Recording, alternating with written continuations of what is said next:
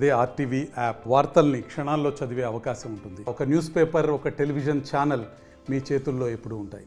నగేష్ అని తెలంగాణ రాష్ట్రం పాత మహబూబ్నగర్ డిస్ట్రిక్ట్ చెందిన జోగులాంబ. నాతో 1 minute మాట. మహబూబ్నగర్ డిస్ట్రిక్ట్ జోగులాంబ జిల్లా నుంచి దర్శనార్థం ఇలా మొత్తం 6 మంది రావడం జరిగింది.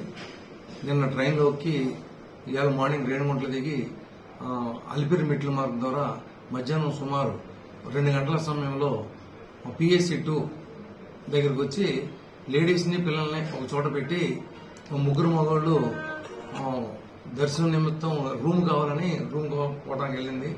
ఆ సమయంలో కొంచెం వీళ్ళు కష్టపడి నడిచి రావడం వల్ల ఆదివాసిగా పడుకోవడం జరిగింది. చిన్న బాబు 3 సంవత్సరాల పేరు అభినయ్ అన్నటువంటి బాబు కనపట్లేదని తెలిసింది. పక్కన వారు కూడా లేడీస్ కూడా ఉన్నారు.